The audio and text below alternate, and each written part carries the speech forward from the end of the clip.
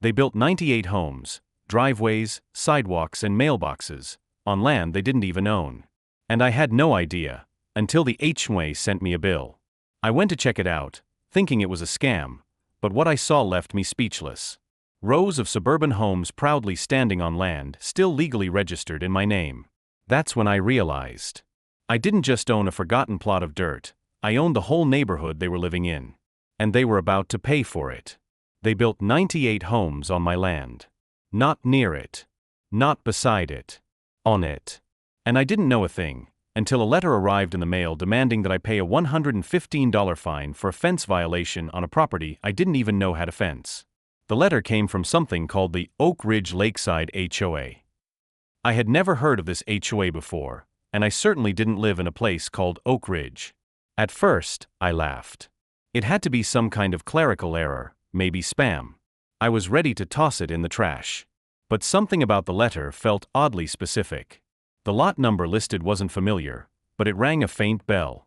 Curiosity got the better of me, so I dug out the old file cabinet that held all my family records and inheritance papers. That's when it clicked. The lot number matched a strange, narrow piece of land I had inherited from my grandfather nearly 15 years ago. It was a patch of forested land on the edge of the county, not good for farming, not close to town, and with no paved access. Just trees, rocks, and a creek that flooded every spring. I had kept it because, well, it was mine. Grandpa had left it to me with a handwritten note, "Never sell this. You'll understand someday." At the time, I thought he was just being sentimental. I paid the taxes each year, cleaned it up every few summers, and that was it. No signs of development. No contact from the county. Just my little forgotten patch of earth. Until now. With the letter in hand, I typed the address into Google Maps. I half expected to see the same woods and empty space. But what popped up on satellite view made my heart stop. Roads. Paved. Perfectly laid out. With cul-de-sacs. And homes. Dozens of homes. I zoomed in. House numbers. Driveways. Mailboxes. Even a small lake with a fountain. Street names like Cedar Loop and Lakeview Terrace. My land had become a subdivision. I couldn't believe what I was seeing. I refreshed the screen, double-checked the coordinates, and pulled out the old deed from the cabinet. It was still active.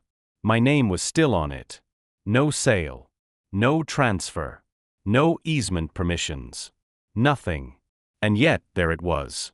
98 homes, all standing proudly on a piece of land that legally belonged to me. Still thinking this had to be some kind of city zoning mix-up, I got in my truck and drove out to the location. It had been years since I'd visited the land, and I wasn't sure what to expect. Maybe a few trailers. Maybe someone had leased it without telling me. But as I turned onto what used to be a dirt road, I nearly hit a speed bump that hadn't existed before. I passed a sign, "Welcome to Oak Ridge Lakeside, a gated community." I stopped the truck and just stared.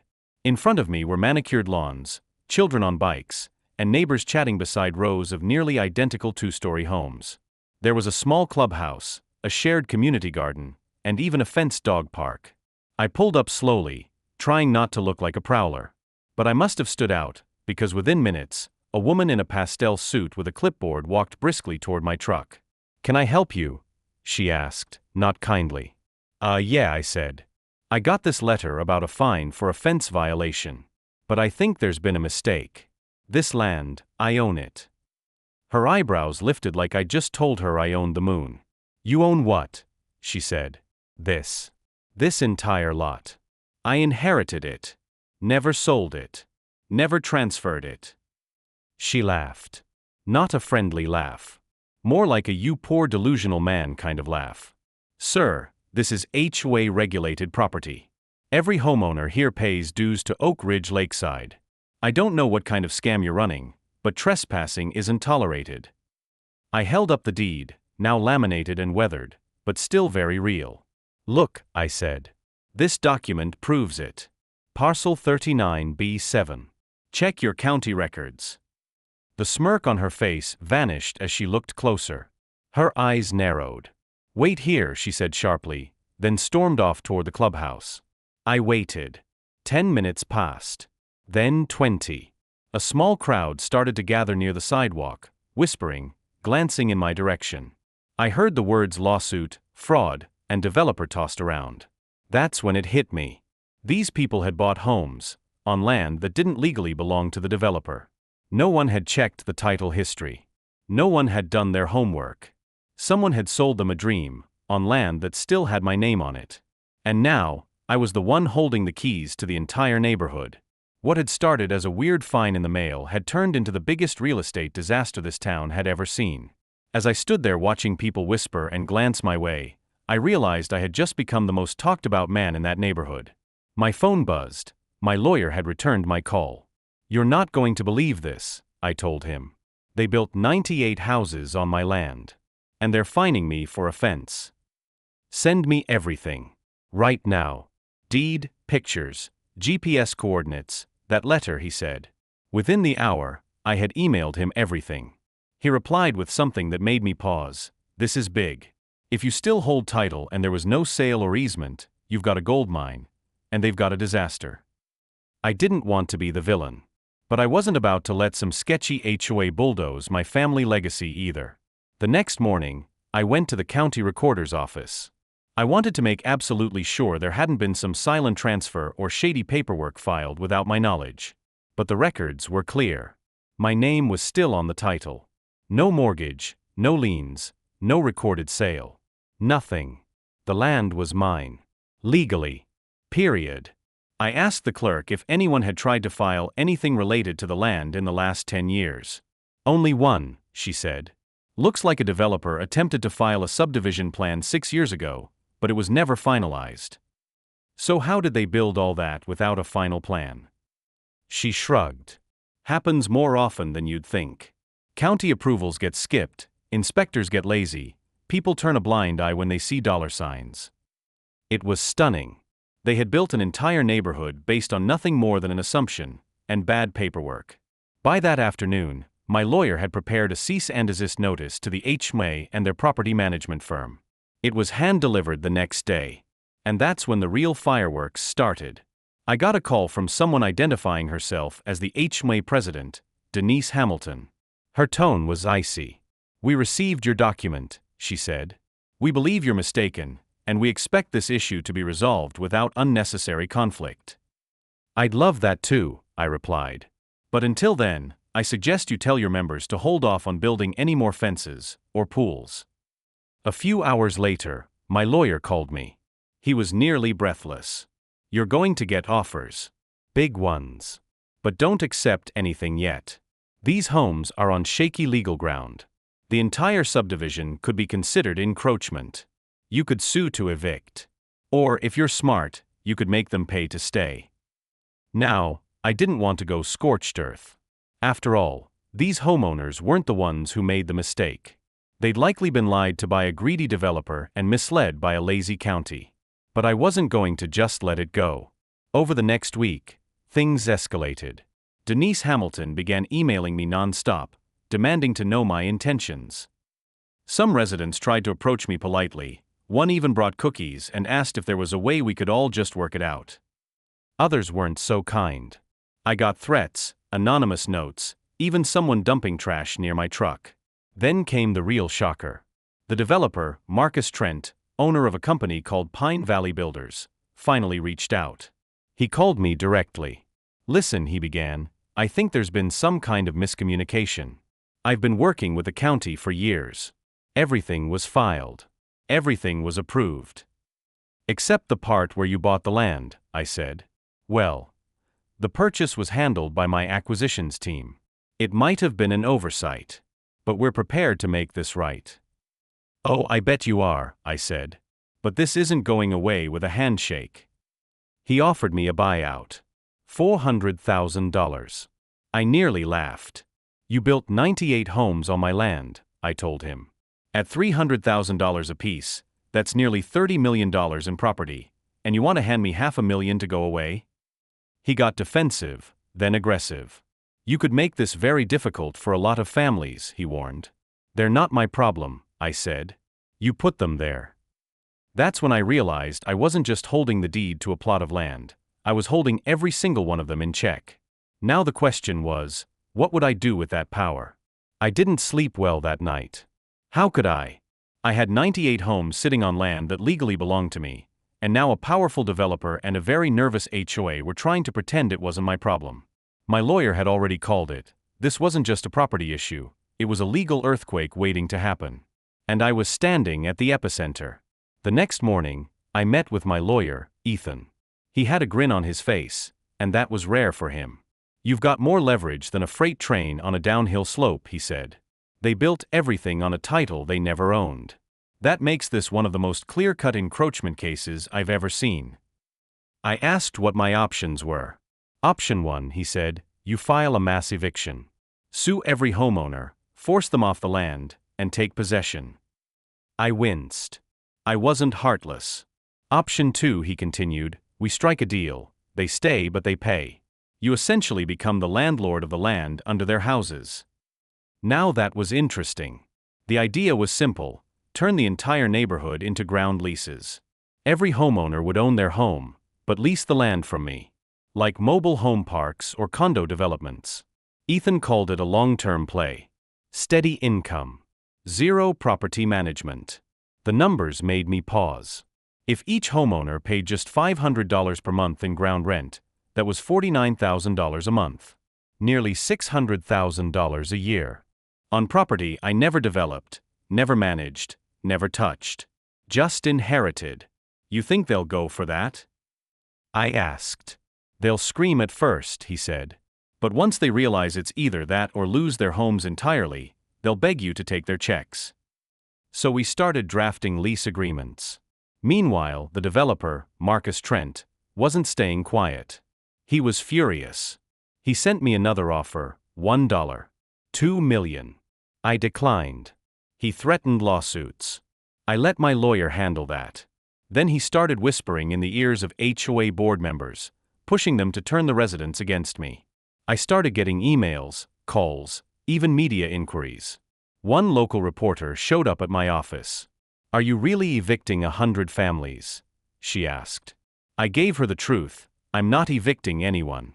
I'm offering them a legal way to stay. They built on land they didn't own. That's not my fault. I'm giving them a solution. That article actually helped. Public opinion softened. It became clear I wasn't some greedy villain. I was the guy who got blindsided and refused to be trampled. Within 2 weeks, we hosted a town hall at a rented venue. My lawyer and I stood on stage in front of nearly 150 residents. Some were angry. Others just scared. Ethan spoke first.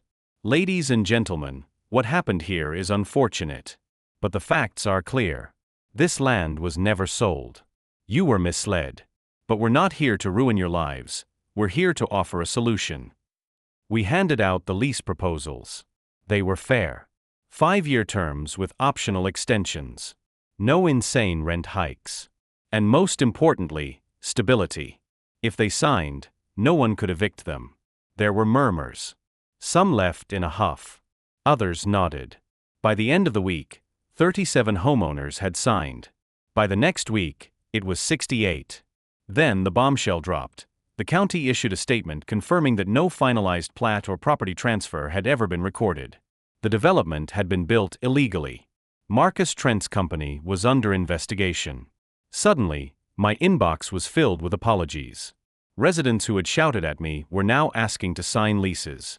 Denise Hamilton, the same HOA president who had once called me a liar, showed up at my office with cookies and tears in her eyes. "I'm so sorry," she said. "I didn't know. We were all duped." "I believe you," I said. "But that doesn't mean there aren't consequences." By month's end, 94 out of 98 homes had signed ground lease agreements. The 4 holdouts? They were trying to sue me. But their cases were weak, built on emotion, not law.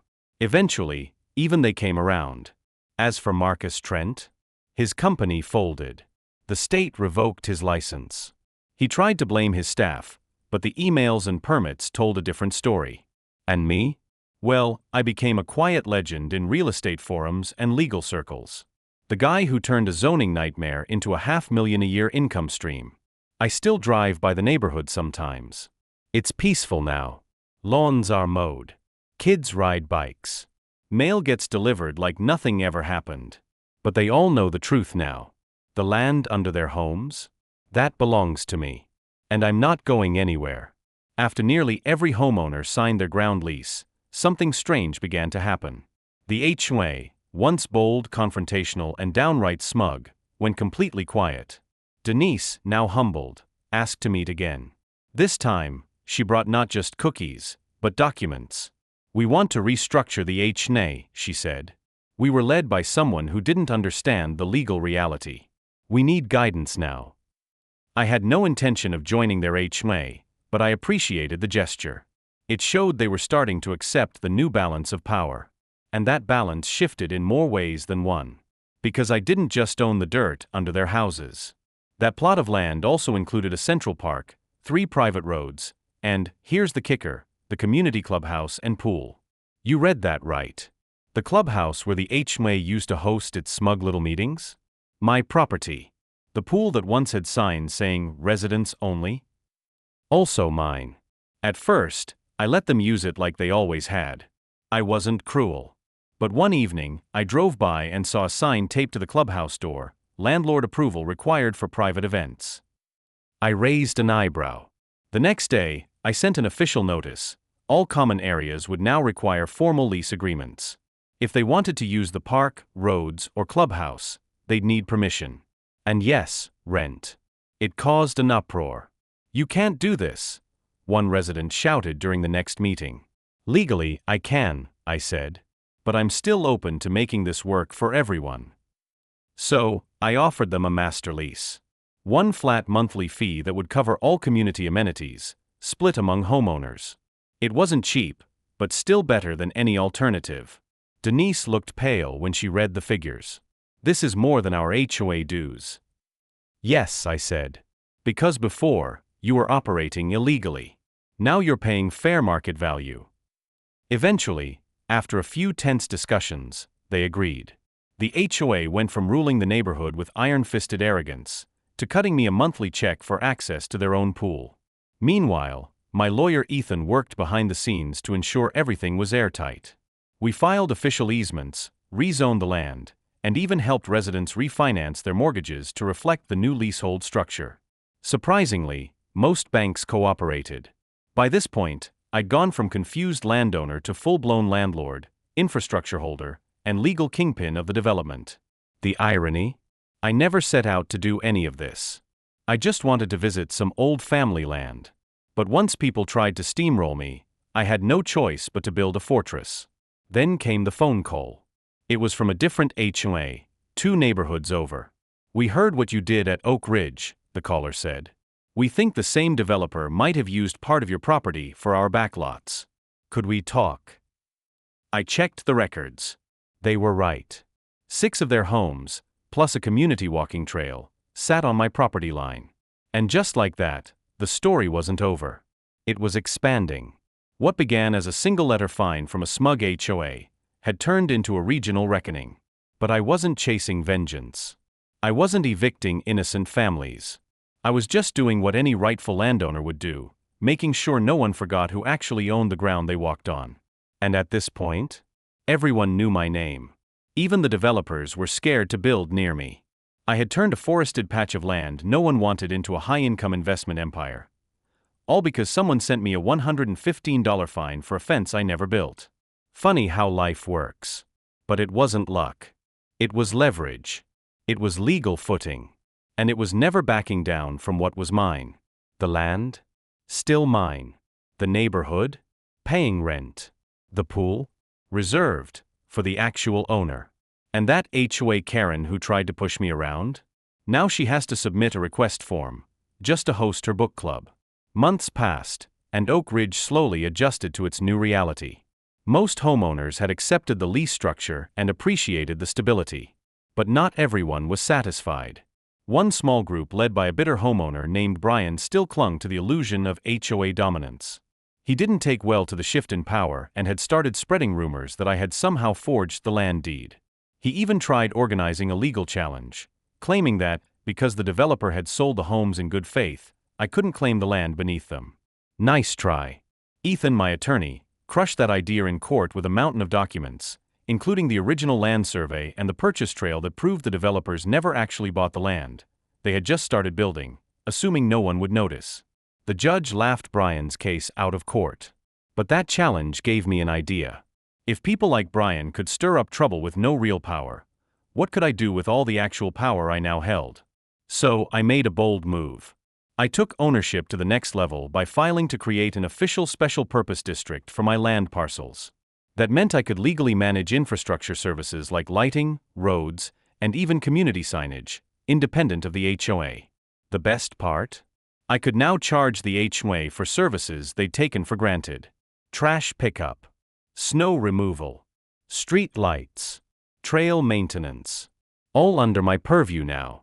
I even rebranded the area with new signage at both entrances, private land under lease, managed by Elm Ridge Holdings. They hated it. But there was nothing they could do. Even Denise, who had become surprisingly cooperative by now, admitted during a board meeting, he's not breaking the law. He's using it better than we did. That was the turning point. Rather than resist, the HOA finally offered me a permanent role, not as a member, but as a contracted property services manager. I accepted under one condition: they would never again issue a fine to a homeowner without first consulting my office. I wasn't just the landowner anymore. I was now the gatekeeper of enforcement. And I didn't stop there. I partnered with a developer, a different, much more ethical one, to build a strip of commercial property along the road leading into Oak Ridge. A coffee shop, convenience store, and small business center. All on my land. All drawing value from the foot traffic of the very community that had once tried to fine me into submission. It was poetic. The same HOA that thought they had me cornered for a minor infraction now needed my signature for everything from landscaping updates to event permits. They had built a kingdom on borrowed ground. I simply came back to collect the rent. Now, when I drive through Oak Ridge, I don't see a battleground. I see legacy. My grandfather's land is thriving in a way he never imagined. And I've ensured that no one will ever try to steal it again. As for Karen, the original instigator, she quietly sold her home and moved out 6 months after the final lease went into effect. Apparently, the idea of asking me for permission every time she wanted to throw a backyard barbecue was just too much. Good riddance. This whole saga taught me something. Sometimes you don't have to fight dirty to win. You just have to own the ground beneath your enemy's feet. And wait. Because when the dust settles and the contracts are signed, the real power doesn't come from yelling at a meeting. It comes from the deed in your name. And mine? It's framed on my office wall now, right above a photo of the Oak Ridge clubhouse. It still makes me smile. Because every time they hold a yoga class in that clubhouse, turn on a porch light, or take out their trash, they're doing it on my terms. Thanks for sticking around till the end of this wild story. From a simple letter about a fence fine, to reclaiming control of an entire neighborhood, talk about an epic turnaround. It just goes to show, never underestimate the quiet landowner. If you enjoyed watching HOA karma unfold, make sure to like, subscribe, and hit that bell icon so you don't miss more crazy stories just like this one. And let me know in the comments, what would you have done if someone built 98 houses on your land? Until next time, stay smart, stay bold, and remember, always check who owns the land beneath your feet.